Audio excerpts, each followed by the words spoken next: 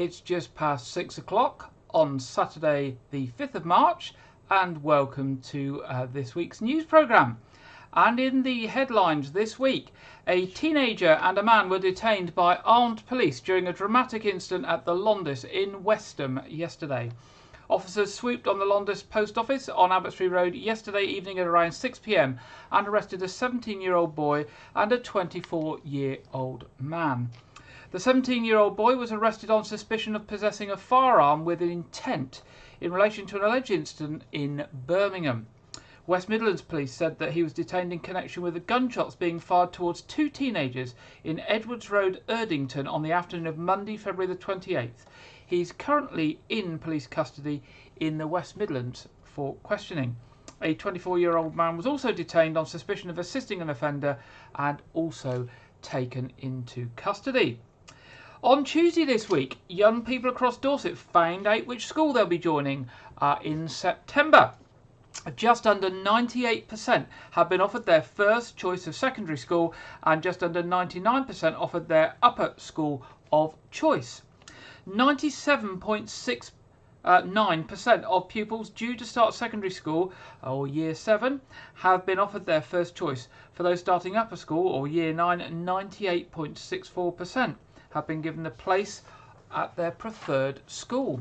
Parents and carers will be able to log on to their online account to see the outcome of their application. In addition, where an email address was submitted as part of the application, families will have been sent a link to get their formal outcome letter off from the system. Dorset Council processed 3,437 applications, with over 95% of parents and carers opting to complete their applications online. Dorset residents have spotted, and I'm sure this applies to you, that fuel prices are rocketing in the county, with diesel at a petrol station in Dorchester costing 176.9 pence a litre yesterday. Average petrol prices have exceeded previous highs as the cost of oil continues to rise due to the war in Ukraine. Figures from data firm Experian Catalyst showed the average cost of a litre of petrol earlier this week at UK forecourts was 152.2 pence on Wednesday, up from 151.67 pence on Tuesday. The cost of diesel rose from 155.23 pence to a new high of 155.79 pence over the same period. In Weymouth, Esso next to the train station was charging 172.9 for premium diesel and 163.9 for petrol. Prices rose during the day on Thursday from those displayed earlier in the morning. RAC fuel spokesman Simon Williams said UK fuel prices are determined by the cost of oil and the US dollar-pound exchange rate. This means further price rises are inevitable in the coming days and weeks.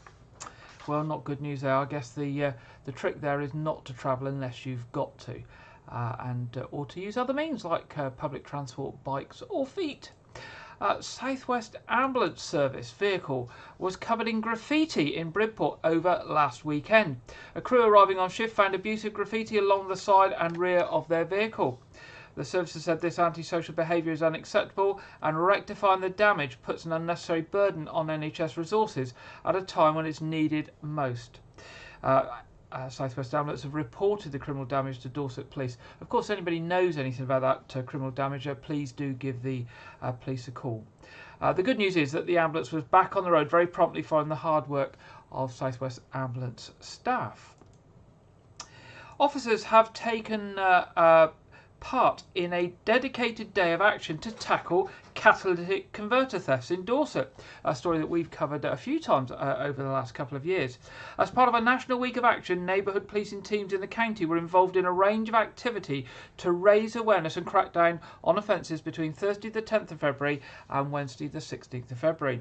The initiative saw officers join representatives from the Environment Agency, the local council, who visited scrap dealers in the area, while traffic officers also carried out a number of proactive stops of vehicles across the county. As well as identifying a number of unrelated traffic offences through the vehicle stops, the awareness work during the week of action also resulted in information being received that led to the arrest of two men on suspicion of theft of a skip containing metals after they reportedly attempted to make off from a vehicle in the Ferndown area. There has also been a reduction in catalytic converter theft since the start of a multi-agency initiative to encourage more forensic marking of vehicles that began back in May last year, with just 2 incidents reported during the month of January compared to 98 back in May 2021. However, Dorset Police remains committed to tackling the issue, which can cause considerable expense and inconvenience to victims as offenders target the precious metals contained in the catalytic converters. Now, staying with Dorset Police, officers are appealing for witnesses or anyone with information to come forward after a criminal damage incident near Dorchester. At 9:40 p.m. on Friday the 25th of February, the victim returned to find the damage had been caused to the front door of their property in the area of the A352 near St Martin's Church in Broadmain. It is believed the damage was caused sometime between 8:40 p.m. and 9:40 p.m. Police Constable Dave Ash of West Dorset Police said, "I'm appealing to anyone who witnessed the incident during the evening of Friday the 25th of February to please contact Dorset Police. I'm also keen to hear from anyone who may have captured any suspicious activity in the area on either home CCTV systems or dash cam footage.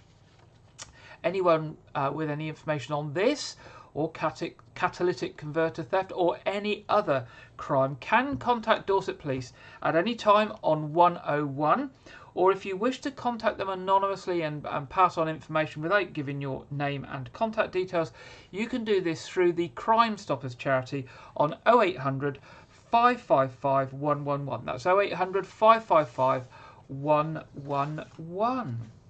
Concerns have been raised about the risk to children who walk past the Marchese House site on their way to and from South Hill Primary School in Weymouth. Bournemouth Churches Housing Association has asked to change the original consent which insisted on site access during construction via Radipole Lane, to instead use the existing entrance off Sycamore Road, Rowan Close and Poplar Close, which is en route to South Hill School. 18 affordable homes and 13 flats for rent and shared ownership are due to be built on the site of the former sheltered accommodation in a scheme said to be costing £4.5 million when it was proposed. It has been claimed that delays to the project, together with rising building costs, could put the whole project at risk. Local councillors said the claims that the developers were unable to use Radipole Lane, as agreed in the original planning consent, was an excuse based on costs.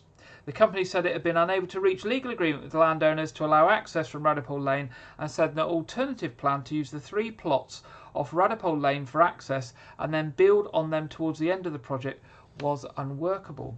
An alternative access route running alongside the back of the John Gregory pub had been described as prohibitively expensive. And that's a picture there on screen that I took earlier today of the site.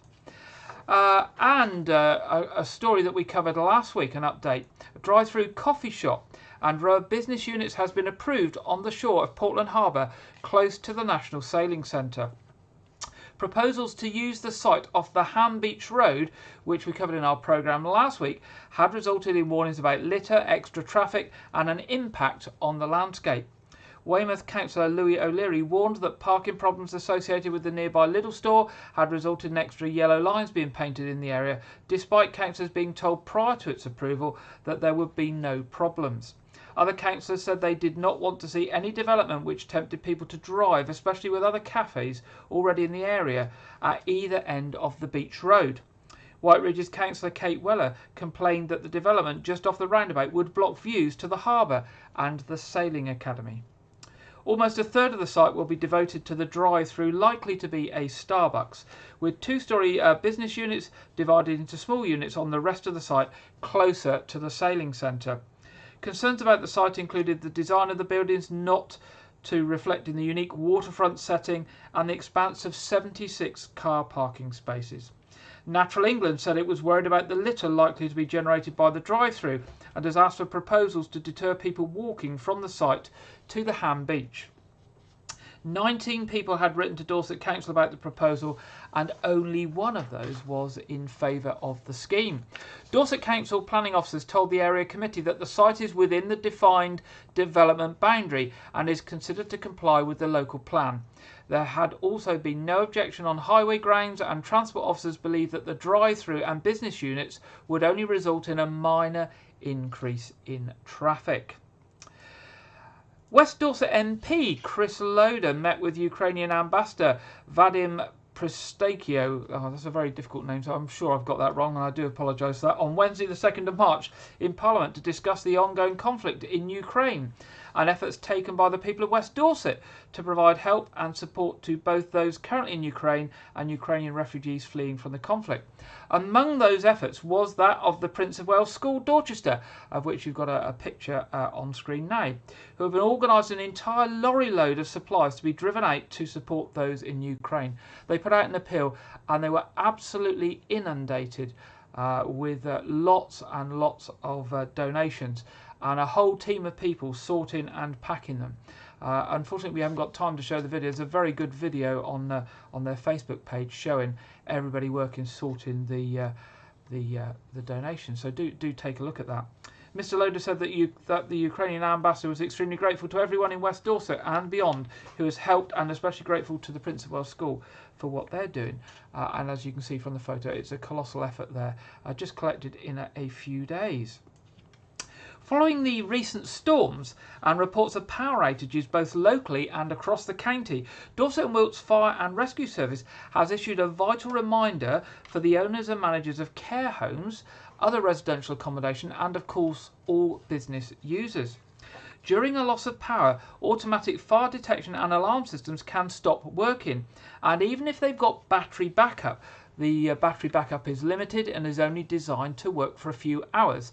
So where power is off for many hours or even days, then fire alarm systems are rendered inoperable. Emma Turner for Dorset and Wiltshire Fire and Rescue has said it is critical that anyone with responsibility for providing fire safety, particularly in residential and care premises, considers the consequences of total fire alarm system failure, especially where fire detection alarms are considered essential to the safe use and occupancy of the building. In these circumstances, additional control measures must be implemented to provide adequate safety for the duration of the alarm system failure. Emma went on to say premises fire risk assessments should be reviewed to ensure that they identify the appropriate additional emergency control measures to be implemented in the event of a fire alarm failure in the premises.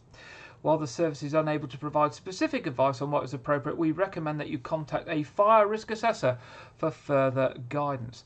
Well, just some simple words. If your fire alarm fails because of a prolonged power failure, you could put something simple in, like blowing a whistle or using an air horn, as long as everybody within the building understands what it means, and it means to get out in the event of a fire. But do take some professional fire advice. Do go on to the Dorset and Wilts Fire and Rescue website at www.dwfire.org.uk/business-fire-safety. So www.dwfire.org.uk/business-fire-safety. We've also learnt this week that the sale of the Brewers Quay premises has once again failed. Developers Blakesley Estates, which had been intending to purchase the site from the liquidators after the previous owner Versant went bust, has pulled out of the sale. Acting on behalf of the receivers, Savills, and their joint agents, Gosbys, have gone back to the market and say they have a number of interested parties keen to acquire the property and step into the shoes of the previous purchaser. Negotiations for the sale of the iconic red-bricked former brewery building in Hope Square had been ongoing since last June. I think this is one of those stories that we're going to keep getting time and time again.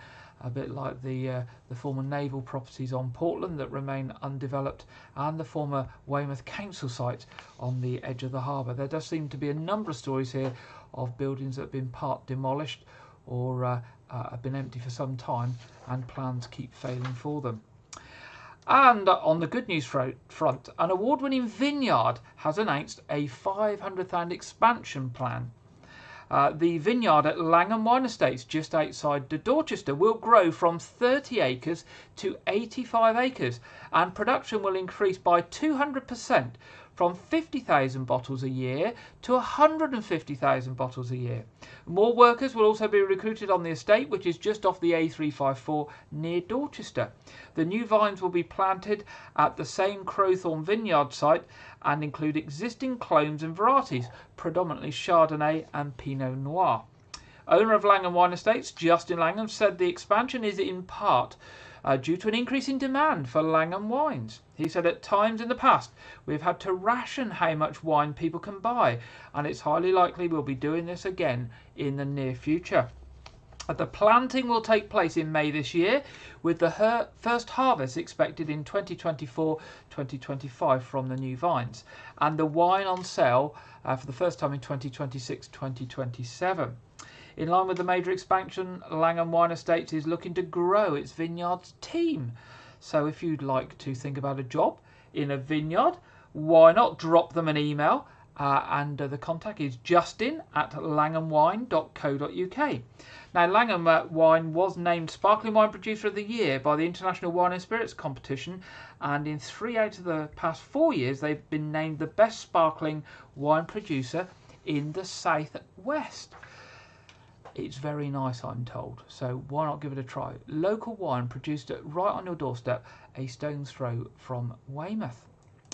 Well, that's the end of our headlines for this week. Now, our first main feature this week relates to a local band.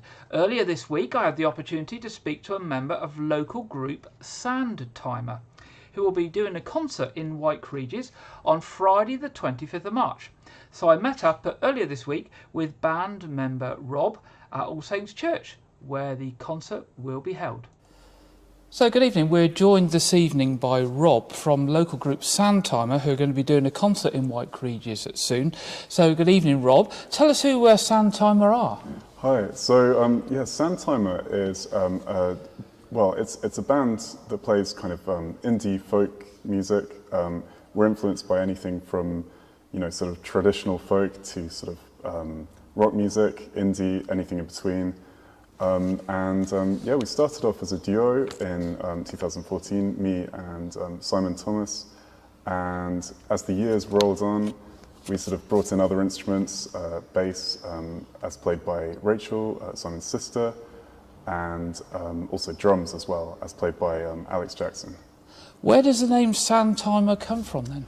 So it started off as just it was basically a folder on my computer that I was just throwing in any demos. I can't actually remember why I called it that, but it sort of felt like a theme was developing around, time, the idea of maybe time passing quickly, sort of trying to kind of make sense of it all and stuff. And I guess because a lot of our songs felt like they were kind of, angling towards that sort of theme, we just named the band that, I guess, yeah. And do you write all your own music and lyrics? Yeah, so we've been kind of writing right from the start. We play a few covers now and then, but mainly it's our own music, our own lyrics. It started off as mainly I guess songs that I'd written, and then over time Simon wrote more, and it's ended up being pretty much 50-50, which has been really cool.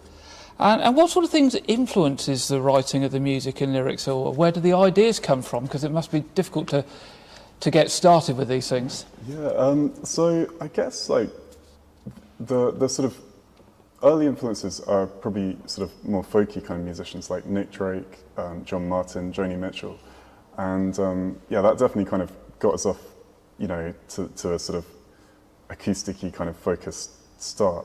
And then over time, we've brought in some of the other music that we really enjoy listening to, so rock bands like Pixies, there's a bit of an influence from them, Unknown Mortal Orchestra, a sort of New Zealand kind of indie band. And we've just sort of taken influences from anything really, yeah. So you're doing the first port you came to, the light at the end of any tunnel you were in.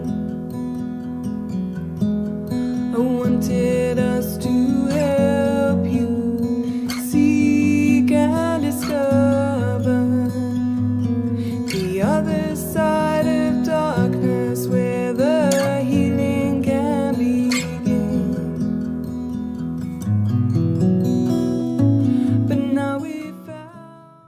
So you're doing a concert in White Regis on Friday the 25th of March in All Saints Church in the evening.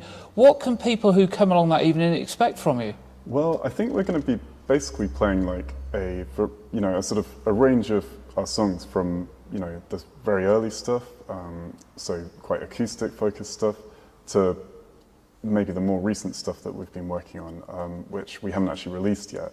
So it's going to be quite a kind of, a variety of stuff. And hopefully we'll take people on a bit of a journey.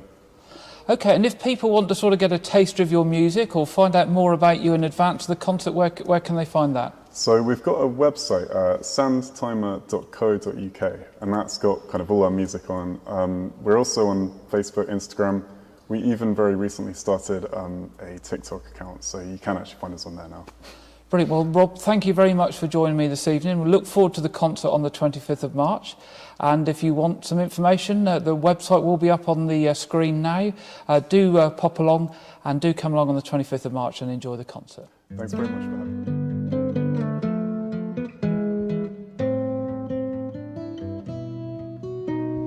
I wish that I could swim and sleep like a shark does. I'd fall to the bottom and I'd hide till the end of time.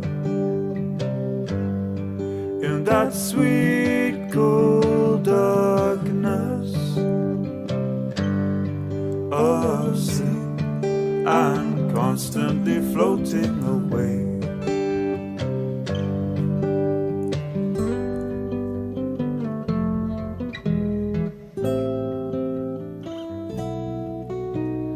I wish that I could break and mend like the world does. I'd fall to the bottom and I'd chase all my dreams away. And I'd let you crush me. There we go. That's Sam Timer, who are doing a concert in White Regis on Friday the 25th of March. In All Saints Church, and I think actually listening to their music and talking to Rob this week, it'll be quite a really nice evening concert. I think that will quite easy going, but quite enjoyable music. So I do hope that you'll look at that. If you're looking for tickets, they're only £5 each, and you can get them on the Parish of White Regis website at www.parishofwhiteregis.org.uk. And if you go down to the bottom left hand side of the screen and look for the events list, click on the Sam Timer concert and you can buy those tickets online. And pop along and look at the Sam Timer website and listen to some of their other music and see if it's of interest to you. Our next feature this week, we're going over to Janet Hall, and this week Janet is talking about some of the preparations for the Queen's Jubilee coming up later in the year, and an appeal for some information and for people to get involved. Hello again. All Saints Church is celebrating the 70 years of the Queen's reign with an exhibition of memories of how Weymouth has changed over the decades. For this, we need your help. What do you remember? Do you still think longingly of the fairy lights along the esplanade? Do you regret the day they moved the football ground to South Hill? Did you spend your teenage years roller skating in the Sydney Hall? This little slideshow may jog some memories for you.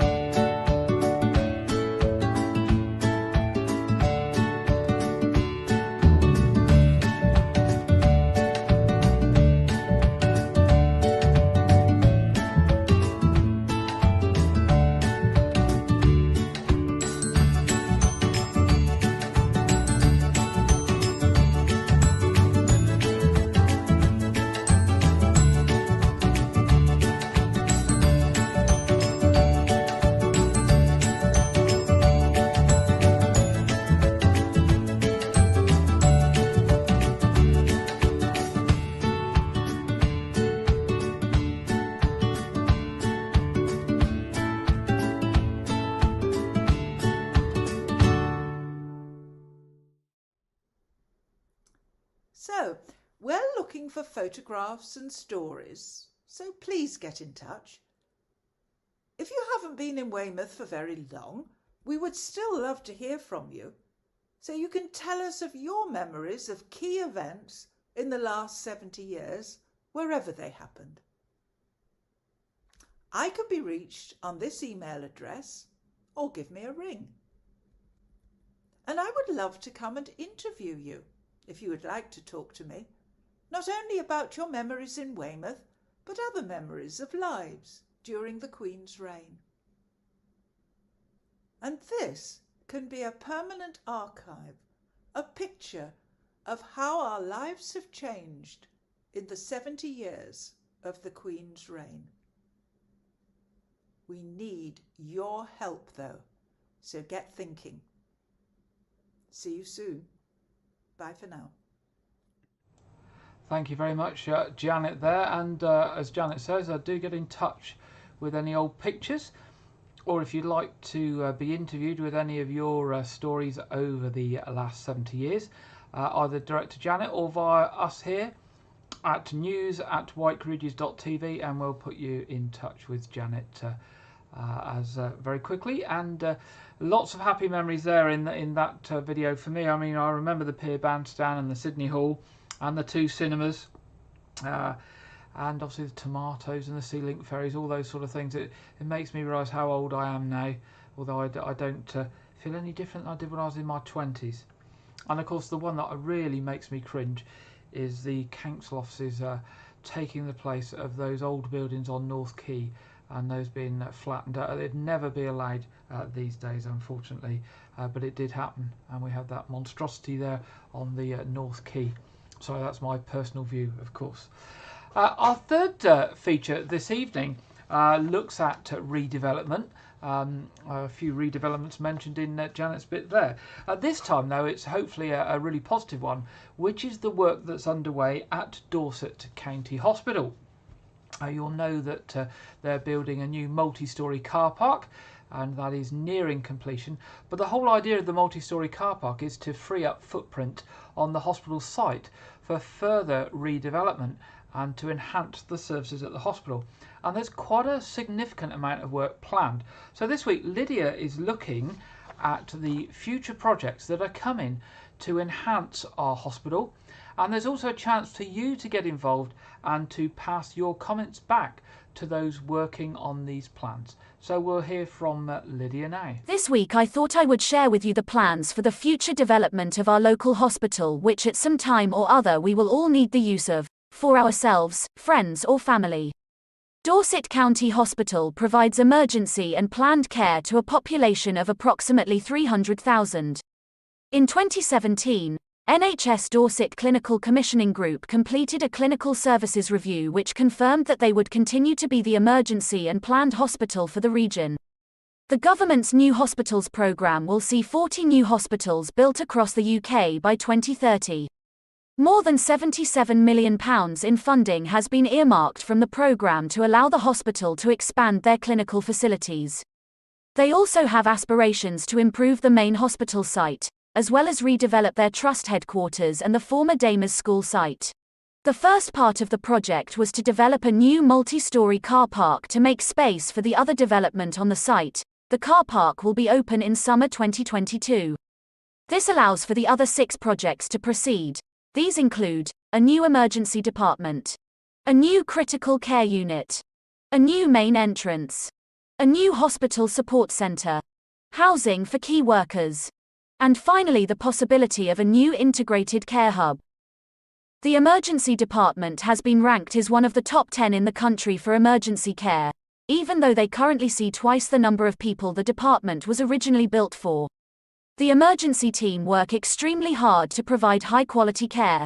The new hospitals program will allow him to build a new emergency department on part of the site of the former Damers School building, which will be demolished to facilitate the expansion.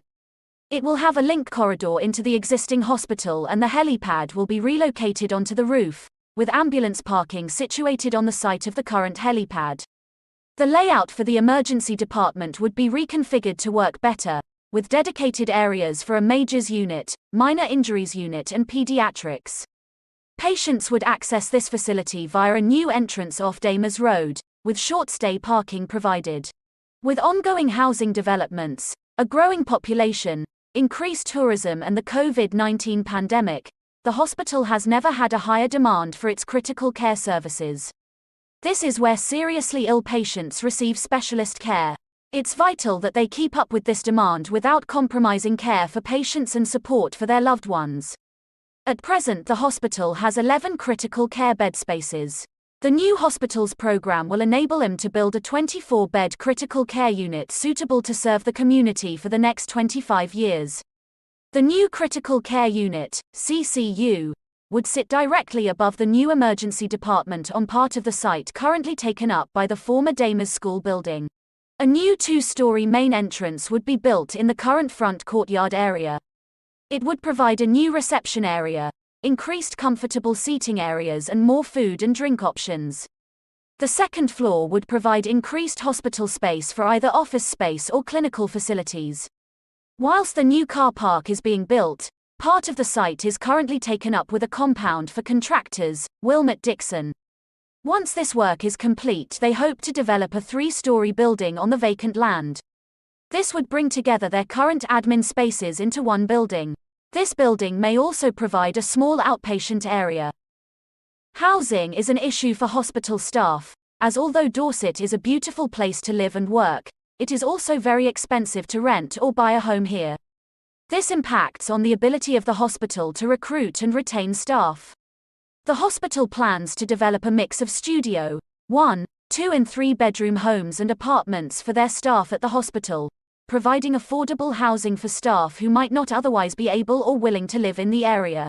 Plans for an integrated health hub were also recently set out by Dorset Clinical Commissioning Group and include all community services, some of which are currently operated in a hospital environment, and some in the community.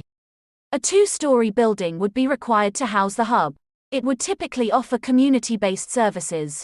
For example, the Diabetes Centre could be located in a health hub once it has been developed. The hospital are working with the wider health community to identify the best sites for the new health hubs. They are currently considering whether Dorset County Hospital is a suitable site for a health hub, but they have made provision for this in their plans. So it's an exciting time for hospital services in West Dorset. You can have your say on the plans. To look at all the detail and make your comments, go to the hospital website at www.dchft.nhs.uk and click on your future hospital in the About Us tab. The full website address is on the screen now. Now back to Gary in the studio. Brilliant, thank you there, Lydia. And quite a lot of work planned to happen at Dorset County Hospital over the coming years, and to change what's already a good hospital into an even better and bigger hospital, which is really good news, because at one stage a few years ago it looked as if it might be wound down or even shut, and we'd have to travel to Bournemouth and Poole. So that's good news for the people of Weymouth and Poole and Dorchester. We've come to that part in the programme now where we're going to look at the national weather picture, and this week we are joined by Alex Deakin from the Met Office. Hello again. The weekend offers some spring sunshine for most of us, but also still a hint of a winter chill. It's not really until Saturday night and Sunday that the high finally kind of squeezes away that weather front and brings most of us a dry day on Sunday. But at the same time as it moves in, the winds coming in from the east will bring a pretty cold feel, certainly across the south and Northern Ireland. So quite quickly though, temperatures here will fall again on Saturday nights. With those clear skies, we will again see a frost. That weather front is finally going to start to bring more patchy rain further west and also kind of start to fizzle out as we go through the night. So we're just left with a few showers across the Midlands, southern England, maybe South Wales as we head into Sunday, but they should be easing away. Still a fair bit of cloud across the south, but again, good spells of sunshine for northern England, North Wales, Northern Ireland and Scotland, having another blue sky day on Sunday. That easterly wind will be picking up though, so that's going to be noticeable. Even though it's drier for eastern England, it's not much warmer, still only 6, 7, maybe 8 Celsius, but add on that wind and it will feel colder. Elsewhere again with a bit of sunshine, 8, 9, maybe 10 Celsius across parts of Scotland and West Wales, along with Northern Ireland. So the outlook is for largely dry conditions through this weekend, but don't expect much in the way of warmth, and that damp weather persisting over eastern England on Saturday. For more information, make sure you're following us across social media. Thank you very much, Alex. And a look at the local weather picture this week. As Alex said, they're not too warm. Sunny spells all week. I think down the south here, though, we are in for a few showers this week. So a changeable week yet again down on the south coast for us. Looking at traffic and travel this week. On the trains, services are starting to get back to normal, which is good. However, this weekend in the Reading and Basingstoke area, if you're travelling that way, there are bus replacement services in place. And during the week, if you're travelling on Great Western Railway to Bristol Templemeads, there's some late night amended services if you're travelling that time of day. We recommend you check with journeycheck.com for the most up-to-date information before you travel. Looking at roadworks the coming week ahead, two-way traffic lights still on Buxton Road until the 25th of March. That's the current planned date. Roadworks in the Newstead Road, Goldcliff Road, Pottery Lane, Longcroft Lane area, all to do with Jurassic Fibre and a fibre network going in. And in Newstead Road there will be traffic lights and around the junction with the Rock Hotel there, and that could cause some delays at times. Also roadworks in Hanover Road, Castlebury Road, Alma Road by a number of different companies in the current week ahead. Looking at what's on at Weymouth Pavilion, tomorrow is Fascinating Ada, 11th of March The Manfreds, 12th of March 80s Live, 13th of March Marty Wilde and the Wildcats, 16th of March Sir Ranulph Fiennes talking about living dangerously, 19th of March Dizzy Lizzy as Thin Lizzy, and the 22nd of March That'll Be the Day 35th anniversary show. So lots of stuff going on there. Also advance notice that Cold Place, the world's leading tribute to Coldplay, and their friends of Coldplay, have announced their brand new show for 2022, and they're coming to Weymouth Pavilion on Sunday the 1st of May. Box office can be got on 01305 783 225 or of course online at weymouthpavilion.com. Coming up at the Noth, March the 19th and 20th, Science Festival, April the 9th to the 16th, various Easter activities, Dorset Arts Week, May the 21st to 29th, and of course the Platinum Jubilee celebration, 2nd of June through to the 5th of June, and Victorian weekend on the 23rd of July to the 24th of July. Now, of course, if you are planning anything for the Queen's Platinum Jubilee, do let us know. Send us an email at news@whiteregis.tv. Whether it's a concert, a tea party, anything you're doing, fancy dress, anything, flower show, just let us know. We'll share it with the people of Wyke and beyond, and hopefully that will help make your event a success. Now it's time for our film review this week, and this will be a popular one, I'm sure. It is Warner Brothers Pictures' Fantastic Beasts. The Secrets of Dumbledore. It's the newest adventure in the wizardly world created by J.K. Rowling. Professor Albus Dumbledore, played by Jude Law, knows the powerful dark wizard Gellert Grindelwald, played by Mads Mikkelsen, is moving to seize control of the wizardly world. Unable to stop him alone, he entrusts magizoologist Newt Scamander, I'm struggling with these words, aren't I, Eddie Redmayne, to lead an intrepid team of wizards, witches and one brave muggle baker on a dangerous mission, where they encounter old and new beasts and clash with Grindelwald's growing legion of followers. But with the stakes so high, how long can Dumbledore remain on the sidelines? The film features an ensemble cast, including Oscar winner Eddie Redmayne, two-time Oscar nominee Jude Law, and the talented who played the talented Mr. Ripley, and many, many more. Now, Warner Brothers Pictures presents a Heyday Films production, a David Yates film, Fantastic Beasts, The Secrets of Dumbledore, and it's going to be in cinemas on April the 8th And here is the most up-to-date trailer just issued in the last 48 hours. Memory is everything. Without it, we are blind. Without it, we leave the fate of our world to chance.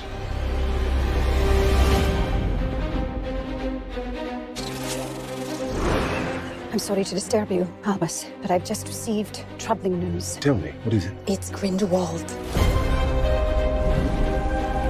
The time is closed, my brothers and sisters. Our war with the Muggles begins today! The world as we know it is coming undone. If we're to defeat him, you'll have to trust me. Mr. Kowalski, we need you. I said I want an out and I want out. You do know I'm a witch, right? Dumbledore asked that I give you something, Jacob. This is the team that's going to take down the most dangerous wizard in a century. Who wouldn't like our chances? Oh! No one can know everything, not even you. What you're doing is madness. With or without you, I'll burn down their world. Dangerous times favor dangerous men. If by tea time, All of us are still alive, you should consider our efforts a success, Mr. Kowalski. My pleasure. Do you really intend to turn your back on your own kind? It was you who said we could reshape the world. Even if we make mistakes. We can try to make things right.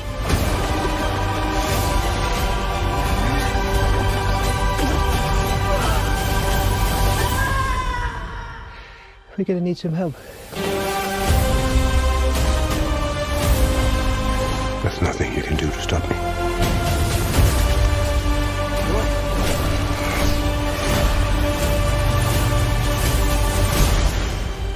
Things are not quite what they appear.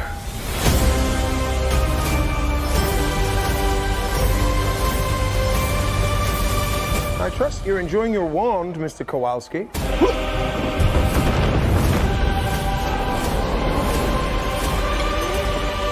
Can I keep this?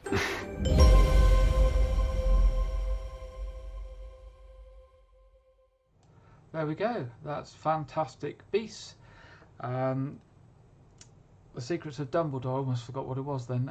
Out in cinemas on April the 8th. I'm sure that is going to be absolutely fantastic at the cinema. Well, we come towards the end of another programme. And just to remind you that regular services at All Saints Church tomorrow at 8 o'clock and at 9:30. The 9:30 will be live streamed, and at St Edmunds at 11 o'clock. Of course, our quiz will be on this evening in just a short time. We will go live with the quiz and questions starting at 7:30, but the stream will be up at 7:15 just so you can find it. I hope you will join us. If not, I hope the rest of your weekend is good. You have a good week ahead, and I look forward to being back with you next Saturday at 6 o'clock. If you have any stories or information for us, do drop us an email in the week at news@whitecourageous.tv. We would love to hear from you. Good night.